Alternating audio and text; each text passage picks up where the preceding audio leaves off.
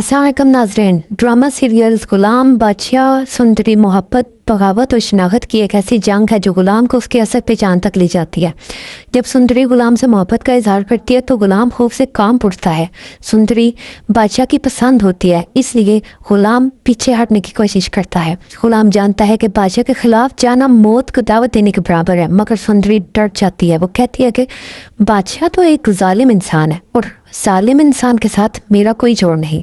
गुलाम ही वो शख्स है जो उसके जज्बात को समझता है। सुंदरी गुलाम से मदद मांगती है, वो उसे किसी महफूज जगह पहुंचा देने की मदद मांगती है।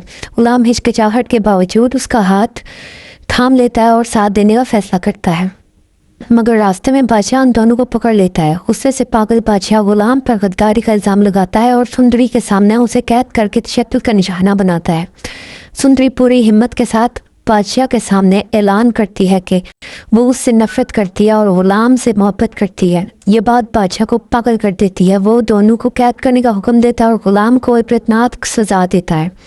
यही जुल्म गुलाम के अंदर सोई हुई बगावत को जगा देता है। परसों से जो गुलाम खामोशी से बादशाह और उसकी माँ के हुक्मों के आगे झुकता आया है, वही अब फैसला कर लेता है कि अब वो अपना हक मांगेगा, अपनी आज़ादी हासिल करेगा और अगर ज़रूरत पड़े तो बादशाह के खिलाफ खड़ा हो जाएगा। गुलाम अपनी जान खतरे में डालकर सुंदरी को बादशाह के कब्जे से निकाल लेता है और उसे अपनी माँ के हवाले कर देता है। जब वो अपनी माँ से अपने हक की बात करता है तो एक चौंका देने वाला सच सामने आता है। गुलाम की माँ बताती है कि गुलाम दरअसल बादशाह का भाई है और वो भी उसे जायदाद का वारिस है जिसका बादशाह वारिस है।